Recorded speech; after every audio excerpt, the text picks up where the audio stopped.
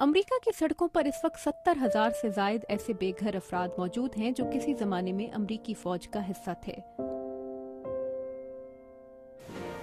عراق اور افغانستان میں لڑی جانے والی جنگوں سے ایک اندازے کے مطابق 1 سے 1.5 ملین یعنی تقریباً 10 سے 15 لاکھ امریکی فوجی وطن واپس آ رہے ہیں۔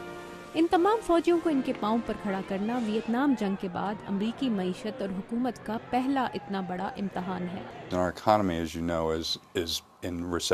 معیشت مشکلات کا شکار ہے اور واپس آ کر ان فوجیوں کے لیے کوئی نئی نوکری ڈھونڈنے کے لیے حالات آئیڈیل نہیں ہیں۔ رسل سنائڈر والنٹیئرز آف امریکہ نامی تنظیم کی مقامی شاخ کے سربراہ ہیں۔ ان کا کہنا ہے کہ سابق فوجیوں کی بحالی اور بہبود کے لیے امریکہ میں نہ اداروں کی کمی ہے نہ فنڈز کی کمی ہے، تو ان اداروں کے درمیان مناسب ہم آہنگی کی۔ سابق فوجیوں کے علاج کے لیے اسپتال تو ہیں، لیکن مجھے نہیں لگتا کہ انہیں رہائش اور روزگار کی فراہمی میں مدد یا قانونی اور خاندانی معاملات کی کونسلنگ کے لیے سرکاری اور غیر سرکاری اداروں میں کوئی ہم آہنگی یا رابطہ موجود ہے۔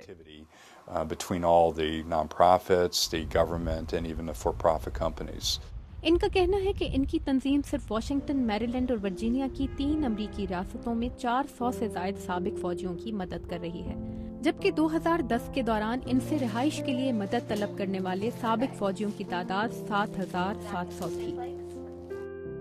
ویتنام دور کے امریکی فوجیوں کے برعکس عراق سے واپس آنے والے امریکی فوجیوں کا استقبال خوش دلی اور کھلے دل سے کیا جا رہا ہے، لیکن کیا گھر واپسی کی یہ خوشی زیادہ دیر تک قائم رہ سکے گی؟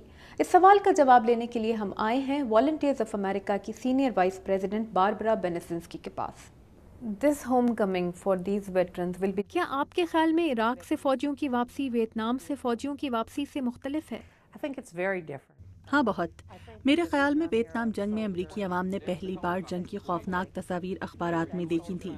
لوگ جنگ کی ہولناکی بھولنا چاہتے تھے، مگر جو فوجی واپس آئے وہ انہیں بھی بھول گئے، لیکن آج صورتحال مختلف ہے۔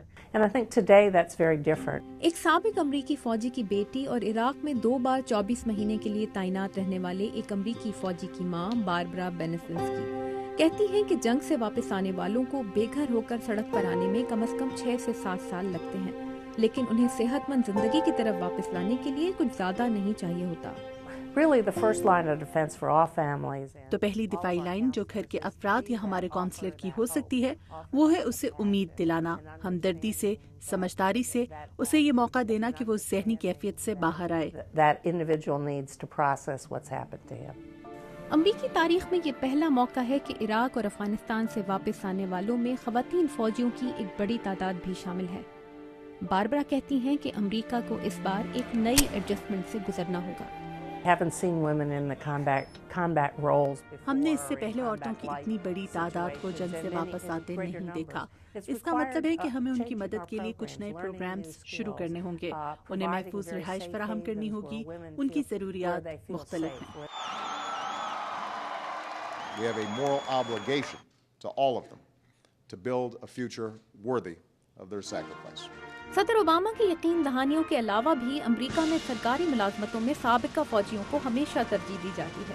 باربرا کو یقین ہے کہ ملک کے لیے جان ہتھیلی پر رکھنے والے ان نوجوانوں کی صلاحیتیں ضائع نہیں ہونے دی جائیں گی۔ They're mature beyond their years. واپس آنے والے فوجیوں میں کئی صلاحیتیں ہیں، وہ اپنی عمر سے کہیں سنجیدہ ہو چکے ہیں، وہ جانتے ہیں کہ قیادت کیسے کی جائے، ٹیم بن کے کیسے کام کیا جائے، آرڈرز پر کیسے عمل کیا جائے، ملازمت دینے والوں کو اور کیا چاہیے ہوتا ہے۔ Individuals who want to accomplish something, and I think that's what many of our soldiers bring to them. شاید اس سے کچھ زیادہ۔ امریکہ میں بے روزگاری کا تناسب اپنی بلند ترین سطح پر ہے۔ امریکی معیشت تعلیم یافتہ صحت مند افراد کو ملازمتیں مہیا کرنے کے چیلنج سے نمٹ رہی ہے۔ ایسے میں عراق اور افغانستان سے آنے والے 1 سے 1.5 ملین فوجیوں کی صلاحیتوں سے فائدہ اٹھانے میں کس کو کتنی دلچسپی ہے، یہ واضح ہونے کے لیے شاید کچھ زیادہ انتظار نہیں کرنا پڑے گا۔ تابندہ نعیم، اردو VOA، میریلینڈ۔